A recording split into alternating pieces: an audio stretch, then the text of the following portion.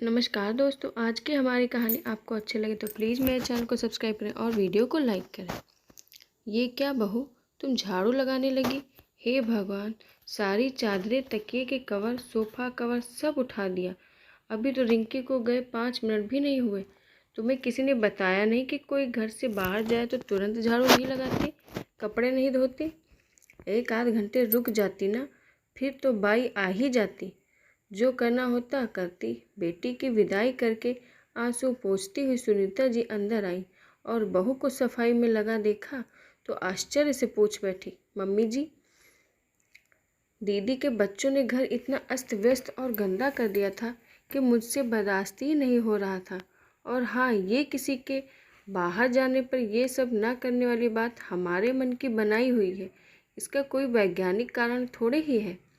दीक्षा ने घर की डस्टिंग करते करते जवाब दिया। बेचारी सुनीता जी वापस अपने कमरे में चली आईं।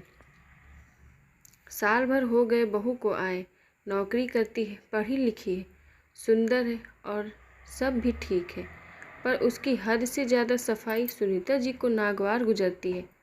साफ सुथरा कौन नहीं रहता और कौन नहीं रहना चाहता, पर उसका वश चलता तो घर के इंसानों को भी अलमारी में बंद करके रख देती कि वो घर गंदा नहीं करें। बेटी 3-4 दिन के लिए आई थी।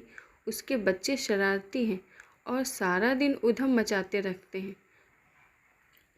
तो एक दिन बहू पूछ बैठी, दीदी आपका घर तो कभी साफ रहता ही नहीं होगा, ये लोग रहने ही नहीं देते होंगे, आप लोग रहती कैसे हैं? भाभी, ये सच है कि मेरा घर तभी तक साफ रहता है जब ये दोनों स्कूल में होते हैं या फिर जब रात में सो जाते हैं, तो मैं सब ठीक करती हूँ। पर भाभी, मेरे घर की रौनक भी इन्हीं से है।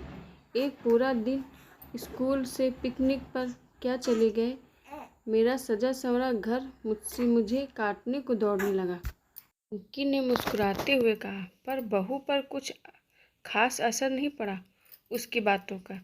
सुनीता जी ने रिंकी के पास चर्चा की तो वो उसे ही समझाने लगी, मम्मी चिंता मत करो, बहुत लोग होते हैं ऐसे ज़रूरत से ज़्यादा सफाई पसंद करने वाले। भाभी के जब अपना बच्चा होगा ना तो सब समझ जाएंगी। तुम टेंशन मत लो, बस इंतज़ार करो, कंधे से झाड़ू और दिमाग से सफाई का फितूर उतरे तब तो बच्चा आए ना। रिंकी ये तो सोचती होगी बच्चा भी आकर गंदगी ही फैलाएगा, तो ज़रूरत क्या है? जाने कब समझ आएगा उसे कि सजे संवरे घर से आने वाली खुशियों से लाख गुना सुखद है वो खुशियाँ जो बच्चे के बिगाड़ने से आती हैं। सुनीता जी दुखी होकर बोली, और सच में कहीं न कहीं ये बात भी थी। अपने मायके में भाई बहनों के बच्चे और ससुराल में ननंद के बच्चे देखकर दीक्षा सच में हिम्मत नहीं कर पा रही थी बच्चा करने की। रिंकी को तो 2-3-4 दिन सब झेलना था, फिर चली गई, पर वो तो पूरे साल भर से इस चीज़ को बर्दाश्त कर रही है और पता नहीं कब तक करना पड़े।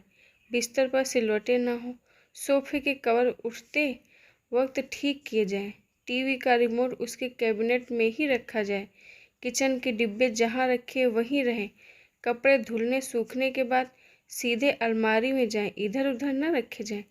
जब तक बहू ऑफिस में रहती तो वो थोड़े आराम से रहती और जैसे आने का वक्त होता मशीन की तरह हर सामान को उसकी जगह पर रखती।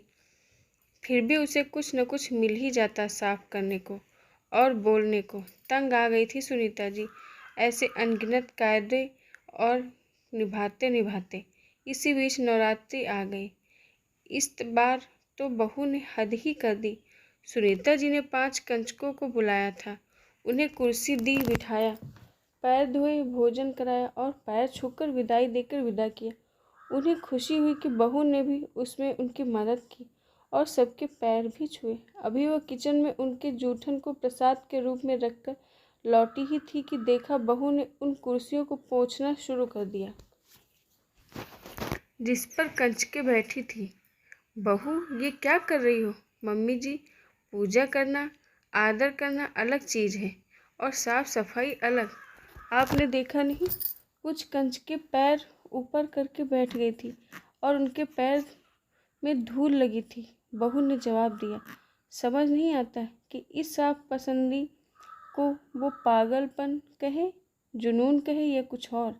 एक बार बहू की माँ से भी इस संदर्भ में बात हुई थी, तो उन्होंने भी कहा था कि यूँ तो उनके घर सभी सफाई पसंद है, पर ये सबसे ज़्यादा है। पर अब तो सच में ज़्यादा हो गया। पता नहीं ऑफिस में कैसे मैनेज करती है। रिंकी ने कहा, बच्चा आएगा तो सुधर जाएंगी, पर बच्चे को आने भी देगी तब तो।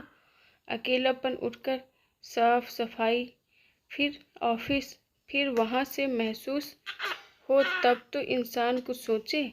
सुबह आकर भी साफ चीज़ों को ही फिर से सफाई। पर सुनीता जी ने देखा इधर कुछ दिनों से बहू थोड़ी परेशान दिख रही है। बताती तो कुछ नहीं, पर लगता है उसे देखकर कि उसके दिमाग में कुछ चल रहा है। पहले ऑफिस से आकर घर निरीक्षण करते हुए ही घुसती थी, पर इधर कुछ दिनों से आते ही अपने कमरे में चली जाती है और सफाई करना भी थोड़ा कम कर दिया है। अब वो तो कुछ बता नहीं रही थी, तो एक दिन बेटे को अकेला देखकर सुनीता जी उससे ही पूछ बैठी, विकास बेटा, बहू को क्या कुछ हुआ है क्या? आजकल बदली बदली सी नजर आ रही है। पहले की तरह सफाई के लिए पागलपन नहीं दिख रहा। मम्मी कुछ नहीं, बस समझ लो शेर को सवा शेर मिल गया है। समझी नहीं मैं कुछ। मम्मी, दीक्षा की नई बॉस एक लेडी ही आई है, हद से ज़्यादा पाबंद। वो स्कूल में जैसी होती है ना, एक आध कड़क सी टीचर, उसी टाइप की।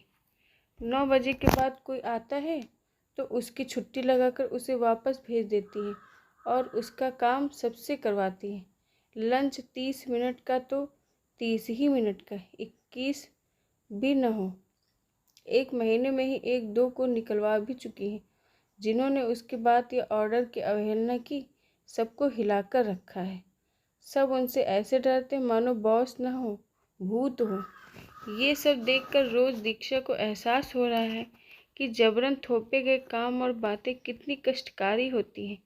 इंसान सबसे अच्छा काम सहूलियत और मनमाफिक वातावरण में ही कर पाता है। इतनी सख्ती और तंग माहौल में अब उसे बिल्कुल जाने का मन नहीं कर रहा। खुद पर गुजरने के बाद अपने सफाई के रूल्स जो वो तुम पर, मुझ पर ही नहीं, हमारे आने वाले अतिथियों पर भी लागू करती है, उससे होने वाला दुख उसे समझ में आ रहा है। और उसके परिवर्तित रूप का भी यही कारण है। तो क्या अपनी कड़ी बॉस के कारण बहू नौकरानी छोड़ रही है? सिर्फ यही कारण नहीं है, फिर अब वो बेबी भी प्लान कर रही है। इसलिए भी सुनीता जी को अपने कानों पर भरोसा नहीं हो रहा था कि 2-2 खुशियाँ एक साथ उनके दरवाजे पर कैसे दस्तक देने लगी। झाड़ू वाली ने अपना हथियार कंधे से त्याग दिया और उन कंधों पर उनका लल्ला खेले। आशा करती हूँ दोस्तों आपको हमारी कहानी पसंद आई होगी। धन्यवाद।